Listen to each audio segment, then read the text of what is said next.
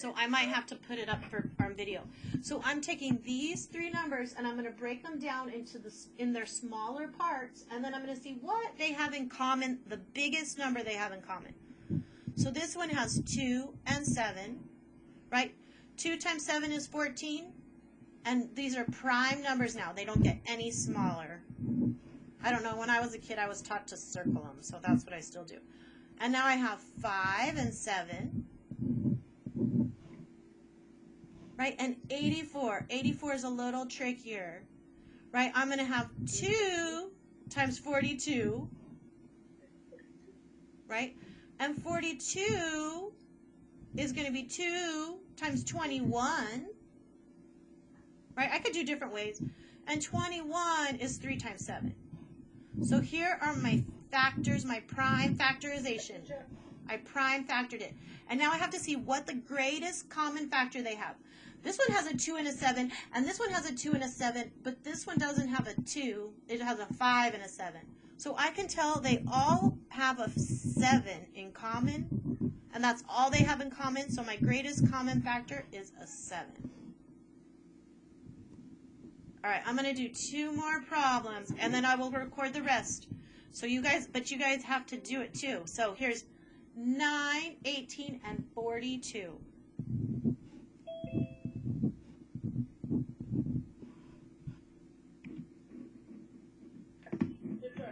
Yes. Question? I did an accident because I did the lines on 7, 8, and 9, and 10, like the number 4. Oh, you could do it anyway. So that's the thing. I could do it anyway. Watch, I could do this a different way. That's right. I forgot yesterday I was doing that. I was making sure one side we did it one way and the other side the other way. So I could do it a different way, right? I could even do this way. So I could say 9. What numbers can I use to get 9? I can use 1 times 9. 2 times, no, 3, yep, 3 times 3, 4, 5, 6, 7, 8, 9. No, no other numbers, right? Those are the only 2 problems I can use to get 9. So I go over here too and I say 18 is 2 times 9, right? And that's all I can have, 2 times 9. Nothing else. 42 can be 2 times 21, or, right, it could be 3 times 14.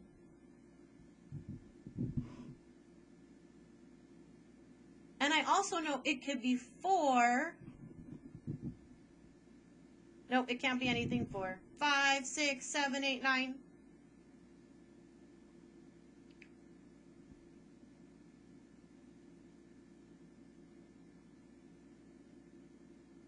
So I'm going to say for this problem, the biggest, oh, sorry, I forgot here.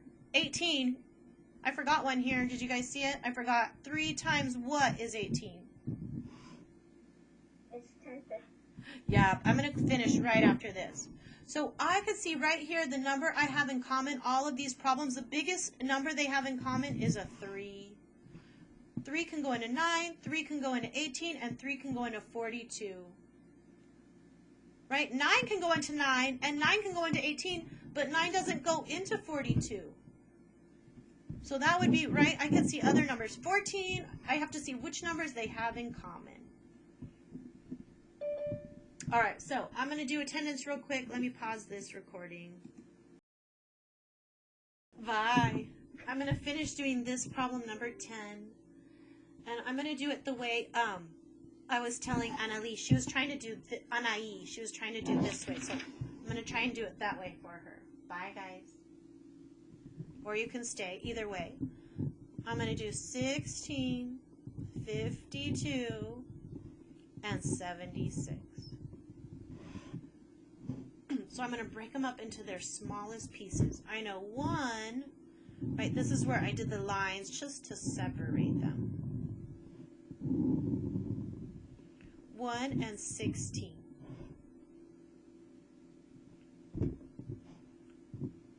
I also know that 2 times 8 is 16. And I know one more, 4 times 4. I'm only going to write my 4 one time though. 4 times 4 is 16. So these are the numbers that divide into 16. I know 1 will go into 52 and 52. I know 2 is going to be a number that can go into there because I see a 2 at the end of my problem, right? I see 52, so I know 52 is going to be divisible, right? And if I'm not sure what 52 divided by 2, I can use my calculator. 52 divided by 2, I just type it in my calculator. I don't know if you guys can see my calculator. Is going to be 26, right? If I'm not sure if, oh, I can't because I'm recording, sorry. All right, if I'm not sure if a number works, I can just use my calculator and I can try and divide it in. I would just type in 52 and divide it by 3. I see that that wouldn't work because it gave me a lot of decimals. 52 divided by 4. And when I did 52 divided by 4, it worked. It gave me 13. I could do 52 divided by 5, but I know that that is not going to work. 52 divided by 7, I know no factors would be, right? 7 times 7 is 49. 7 times 8 is 56, so I know nothing into 52 is going to work, right? Nothing, no multiples there. I could just keep going. 8, sorry, did I skip 6? Nothing times 52 divided by nothing is 6, right? 52 divided by 6 is a fraction. It gives me a decimal place. So those are my only multiples of 52.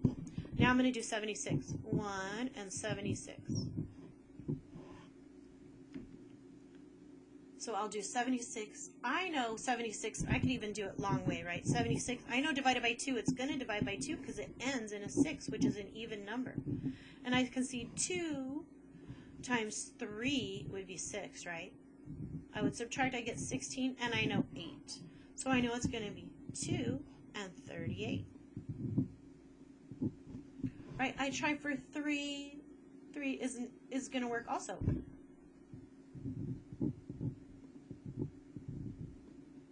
So 3 times 2 is 6. I subtract. Oh, no, it's not going to work. Sorry. It's not going to work. 3 is not going to work. 4.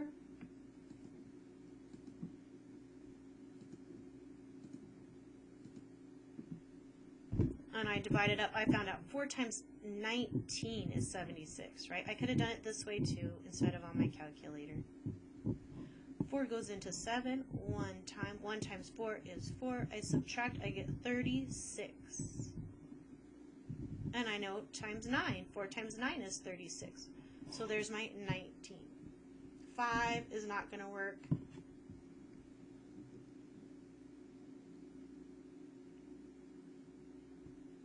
8 is not going to work, right? I could just keep going through my numbers. 9, not going to work. 10, nope. 11, nope. 12, nope. And I just keep going. 13, 14, 15, and then I'll get up to 19. So these are going to be my multiples of these numbers. So all of these numbers, I multiply together to get 16. I multiply these numbers to get 52. I multiply these numbers to get 76. Right? I'm just breaking them up into their smallest parts here. So when I look, I try to find out which is the biggest number that both of these numbers can be divided up by. I see, right, 8, no, they don't all have that in common, but they all have a 4 in common. All right, so I'm going to go on to the back. Annika is placing photos in a scrapbook. Each page will have only one size of photo. She also wants to place the same amount of photos on each page.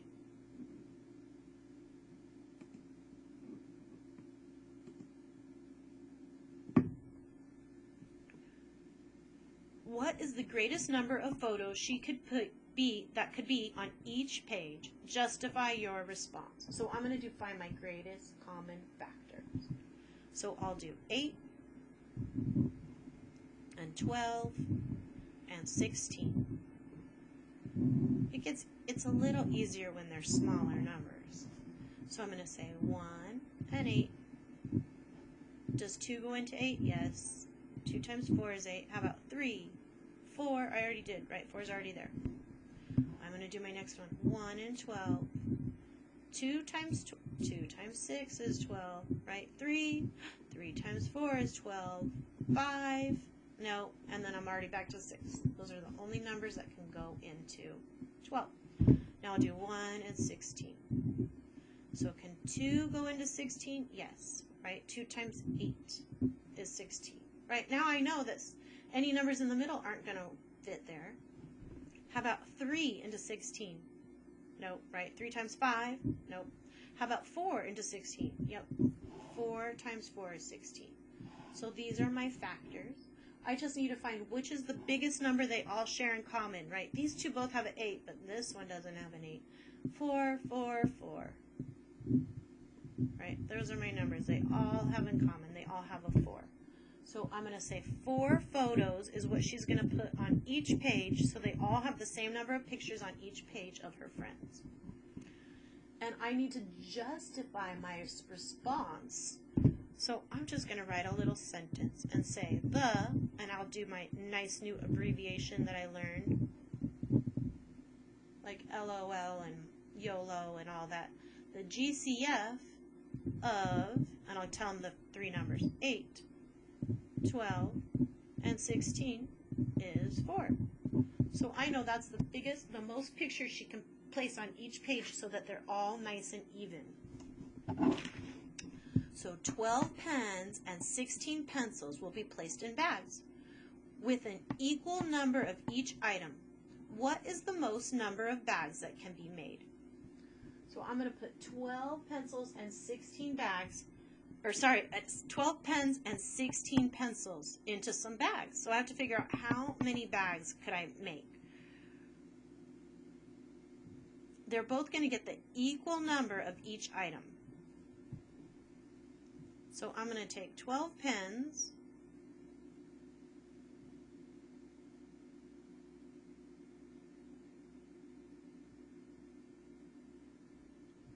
and I'll find the greatest common factor.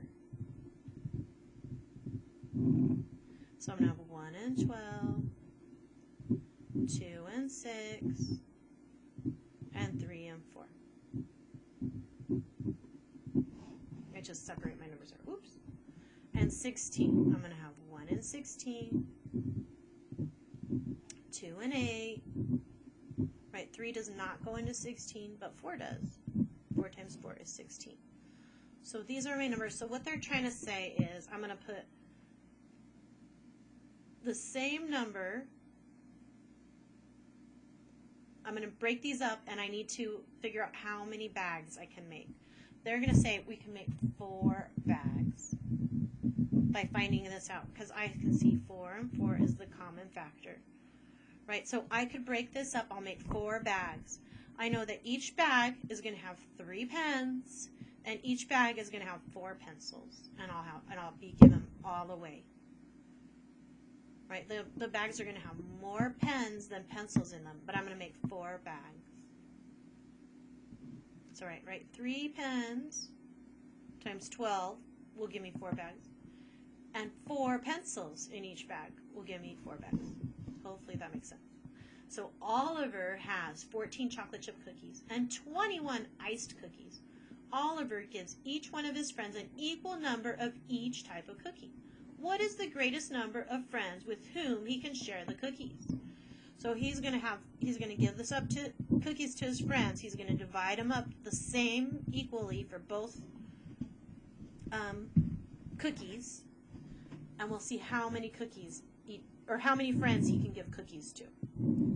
All right, so I'm going to have 1 and 14, 2 and 7, all right, 3, no, 4, no, 5, no, 6, 7, oh, I'm already up to 7, done.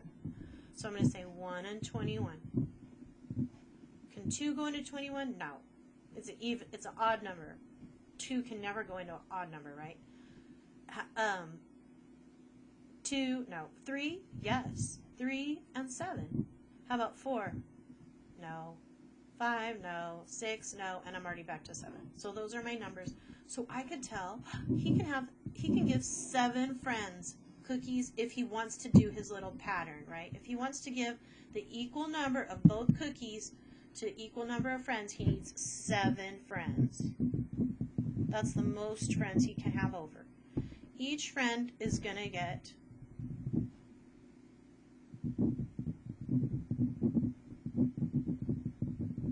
each of the 7 friends, right, are going to get, I'll put gets 2 chocolate chip cookies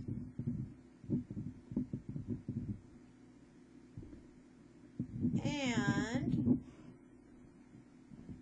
right, if he has 21 iced cookies, he's going to get, they're each going to get 3, right, because 3 times 7 is 21. 3 iced cookies. I love those iced cookies. They have the kind of white frosting on the top of them.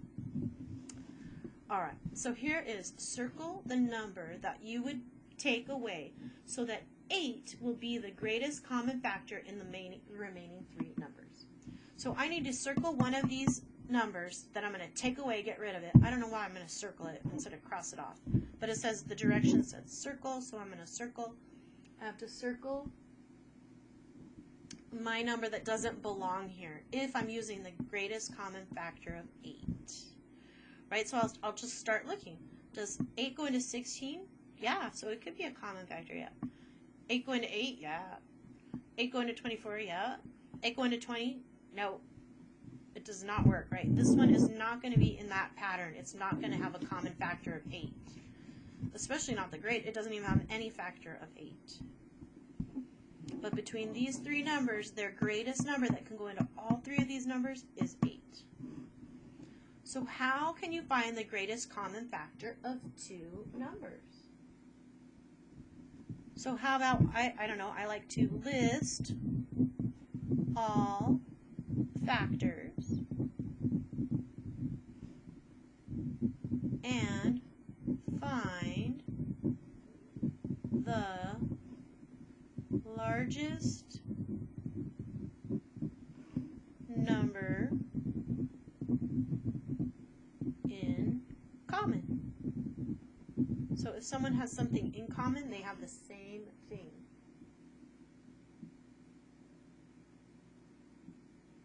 And I should probably not say number there, right? I should say factor. Use the largest factor, right? Because I'm finding all the factors, but a factor is a number.